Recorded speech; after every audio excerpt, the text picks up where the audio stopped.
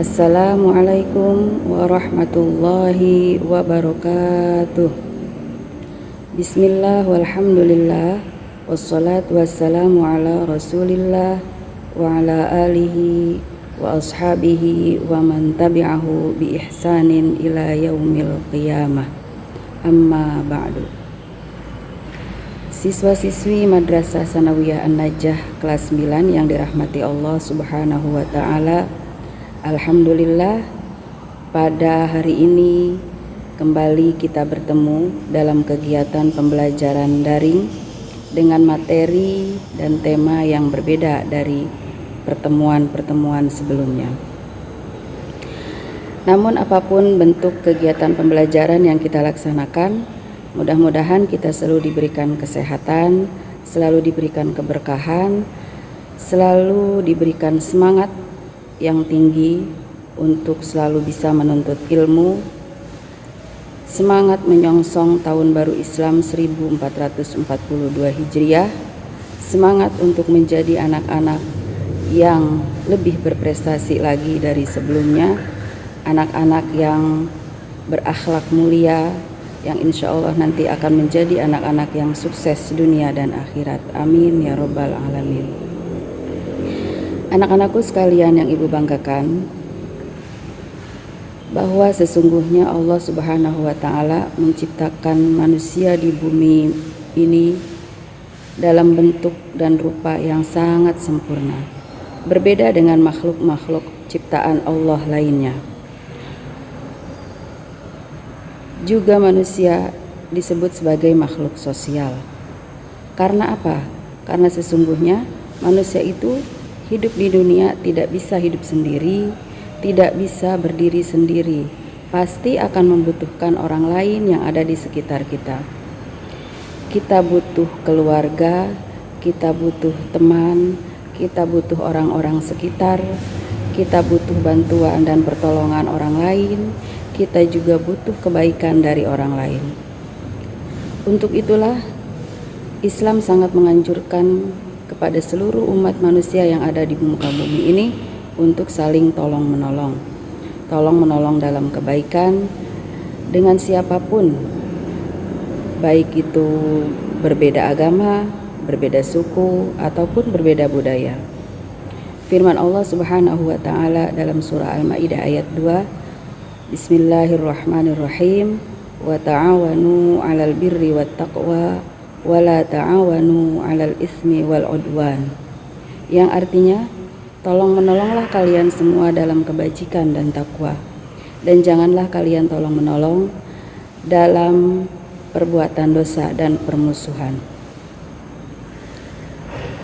Kita ketahui bahwa bentuk dan jenis tolong menolong ini sangat banyak ragamnya, seperti yang akan kita bahas pada materi kali ini, yaitu tentang pinjam meminjam. Nah, pasti dari kalian semua, bahkan dari kita semua, pernah merasakan, pernah meminjam barang atau meminjam apapun dari teman-teman kita, atau bahkan kita pernah meminjamkan kepada orang-orang yang membutuhkan. Nah, pada kali ini kita akan mempelajari tentang ketentuan pinjam meminjam.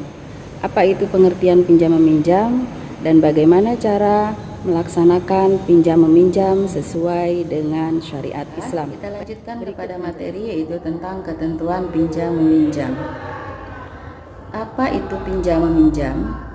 Perhatikan baik-baik, yaitu meminjamkan suatu benda yang halal kepada orang lain untuk diambil manfaatnya dengan tidak mengubah nilai benda tersebut, supaya benda tersebut dapat dikembalikan lagi kepada pemiliknya. Perhatikan di situ ada kalimat dengan tidak mengubah nilai benda tersebut. Maksudnya, ketika kita meminjam suatu barang atau benda, kita harus bisa menjaganya dengan baik. Harus bisa bertanggung jawab untuk merawat dan menjaga benda tersebut supaya tidak hilang, supaya tidak rusak. Ketika kita mengembalikan barang yang kita pinjam, harus dalam keadaan baik dan harus dalam keadaan utuh. Nah, di dalam istilah fikih atau di dalam ilmu fikih, pinjam meminjam disebut dengan istilah ariyah. Perhatikan, dalam ilmu fikih pinjam meminjam itu disebut dengan ariyah. Ariyah di sini ada dua, ada ariyah muqayyadah, yaitu pinjam meminjam yang terikat. Maksudnya bentuk pinjam meminjam yang terikat dengan batasan waktu dan tempat. Ada batasan waktunya sampai kapan, dan ada batasan tempatnya, di mana saja barang pinjaman itu digunakan. Contohnya, Arif meminjam uang kepada Ali dengan waktu 1 minggu. Uang itu harus dikembalikan. Nah, dengan kesepakatan batasan waktu tersebut, maka apabila sudah 1 minggu, Arif harus segera mengembalikan uang tersebut kepada Ali secara utuh, tidak kurang juga tidak lebih. Maksudnya, kalau dia meminjam uang 300.000, berarti harus mengembalikannya 300.000, tidak boleh kurang, misalnya hanya 250.000, ataupun juga tidak boleh lebih. Jadi mengembalikan jumlah awalnya 300.000 menjadi 350.000. Contoh yang kedua, dalam kegiatan sehari-hari di dalam kelas, dalam kegiatan pembelajaran, misalnya akbar, suatu hari tidak membawa pensil atau pulpen untuk menulis, lalu meminjamlah Akbar kepada Wisnu dengan syarat jika sudah selesai belajar, pulpen itu harus dikembalikan kepada Wisnu. Nah, jadi Akbar harus bisa menjaga pulpen atau pensil tersebut sampai waktu pengembalian. Pulpen itu tidak boleh hilang, tidak boleh rusak, juga tidak boleh dibawa pulang. Jadi ketika selesai belajar, pulpen itu harus dikembalikan lagi kepada Wisnu. Nah, itu contoh yang terikat dengan waktu. Ada lagi yang terikat dengan tempat. Contohnya, seseorang meminjam kendaraan. Bolehlah mobil, bolehlah motor, ataupun sepeda, kendaraan apa saja yang bisa dimanfaatkan. Nah, di kesepakatan awal, ketika meminjam kendaraan itu hanya untuk digunakan di wilayah yang dekat-dekat saja, maksimal jarak 2 km misalnya. Ya berarti hanya dengan jarak itu saja dia menggunakan kendaraan tersebut, tidak boleh lebih dari jarak 2 km. Karena memang sudah kesepakatan di awal bahwa tempat yang digunakan itu adalah hanya yang berjarak maksimal 2 km. Jadi itulah yang disebut dengan ariyah muqayyadah. Artinya pinjam meminjam yang terikat dengan adanya waktu dan tempat. Lalu bagaimana jika waktunya sudah habis, tetapi si peminjam tidak kunjung juga mengembalikan barang pinjamannya? Apa yang harus dilakukan? Nah, orang yang meminjamkan berhak dan wajib untuk menagihnya kepada orang yang meminjam. Tanyakan dengan baik-baik kenapa dia belum juga mengembalikan barang pinjamannya padahal waktunya sudah habis. Kalau nggak ditagih juga, kalau nggak ditanyain juga, justru orang yang meminjamkannya akan terkena dosa. Kecuali misalnya orang yang meminjam meminta waktu lagi untuk mengembalikan barang atau benda tersebut, karena memang dia masih membutuhkan, dan orang yang meminjamkan ikhlas rela memberikan waktu kembali kepada si peminjam. Nah, demikian. Kemudian yang kedua adalah ariyah mutlaqoh. Ariyah mutlaqoh itu adalah bentuk pinjam meminjam yang sifatnya tidak dibatasi, tidak ada batasan tempat, tidak ada batasan waktu. Peminjam diberikan kebebasan untuk memanfaatkan barang pinjaman, baik berupa uang ataupun kendaraan ataupun benda-benda lainnya. Contohnya, seseorang meminjam motor, namun ketika meminjamkannya tidak disebutkan hal-hal yang berkaitan dengan penggunaan kendaraan tersebut, baik itu waktunya ataupun tempat mengendarainya. Jadi dia bebas mau sampai kapan dan mau kemana saja menggunakan kendaraan tersebut, asalkan dengan catatan dia bisa menjaga barang pinjamannya dengan baik sampai dia mengembalikan kembali barang pinjamannya tersebut kepada orang yang meminjamkan. Artinya dia harus punya tanggung jawab, punya niat yang baik untuk menjaga barang pinjaman tersebut. Nah, itu dua pembagian pinjam meminjam atau dua pembagian ariyah, yaitu ada ariyah muqayyadah dan ada ariyah mutlaqah.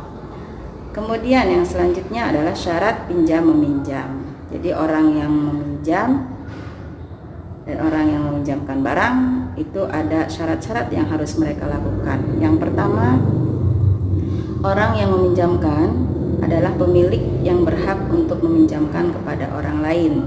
Jadi barang yang kita pinjamkan adalah barang milik sendiri, bukan milik orang lain. Yang kedua, barang yang dipinjamkan adalah barang yang bermanfaat, bisa diambil manfaatnya, bisa kita gunakan dengan sebaik-baiknya. Kemudian yang ketiga, pemanfaatan tersebut dilakukan dalam bentuk yang diperbolehkan oleh agama. Artinya bukan untuk tujuan maksiat. Misalnya kita meminjam kendaraan bukan untuk dipakai berhura-hura, bukan untuk dipakai pergi ke tempat-tempat yang diharamkan misalnya, tetapi digunakan dengan sebaik-baiknya. Kemudian yang selanjutnya adalah rukun pinjam meminjam. Rukun pinjam meminjam itu yang pertama, ada yang meminjamkan barang. Yang kedua, ada yang meminjamkan uang, ada yang meminjamkan barang, itu yang pertama. Kemudian ada yang meminjam barang, ada barang yang dipinjam, dan ada lafal. Kita ulangi, rukun pinjam meminjam. Yang pertama, ada yang meminjamkan barang, maksudnya orang yang meminjamkan, ada yang meminjamnya, yang membutuhkan pinjaman. Kemudian yang ketiga, ada barang yang dipinjam. Yang keempat, ada lafal atau ucapan antara peminjam dan yang meminjamkan. Selanjutnya, apa yang harus dilakukan oleh orang yang meminjam barang? Jadi ada kewajiban yang harus dilaksanakan oleh orang yang meminjam barang. Yang pertama, peminjam hanya boleh mengambil manfaat barang yang dipinjam dengan tidak merusak zat barang tersebut. Artinya kita harus menjaga baik-baik ketika kita meminjam suatu barang dari orang lain. Dijaga dengan baik supaya tidak rusak, supaya tidak hilang. Yang kedua, wajib memelihara atau menjaga barang yang dipinjamnya sampai barang itu dikembalikan. Yang ketiga, wajib mengembalikan barang yang dipinjam setelah diambil manfaat barang tersebut sesuai dengan yang diizinkan. Itu 3 kewajiban yang harus dilaksanakan oleh peminjam barang atau benda. Selanjutnya, di dalam kegiatan pinjam meminjam pasti akan ada hikmah yang ada di dalamnya. Yang pertama, hikmah bagi peminjam, yaitu dapat memenuhi kebutuhan peminjam. Yang kedua, mendapat kepercayaan. Jadi ketika kita meminjam suatu barang dan dipinjamkan barang oleh orang lain, itu berarti orang yang meminjamkan barang kepada kita tersebut percaya kepada kita bahwa kita itu adalah orang yang bisa memegang kepercayaan atau bisa menjalankan amanah dengan baik. Maka peganglah kepercayaan tersebut, jagalah kepercayaan tersebut dengan kita bisa bertanggung jawab menjaga barang yang kita pinjam. Yang kedua, hikmah bagi yang memberikan pinjaman, dapat membantu orang yang membutuhkan, dapat meringankan beban hidup orang lain, disayang oleh sesama manusia, dan di akhirat akan terhindar dari ancaman Allah Subhanahu wa taala sebagai bentuk rasa syukur. Kemudian Allah akan menambah nikmat kepada orang yang meminjamnya karena dia bersyukur, sesuai dengan janji Allah bahwa orang yang bersyukur itu akan ditambah nikmatnya oleh Allah Subhanahu wa taala.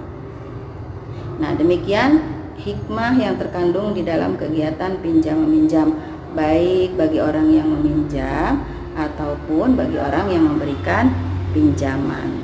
Semoga materi kali ini kalian bisa memahami dengan sebaik-baiknya, bisa diingat terus, bisa dilaksanakan dalam kegiatan kalian sehari-hari. Semoga bermanfaat. Kita akhiri kegiatan pembelajaran pembelajaran kali ini. Mudah-mudahan kita dipertemukan lagi dalam kondisi dan keadaan yang lebih baik. Akhirul kalam, wassalamualaikum warahmatullahi wabarakatuh.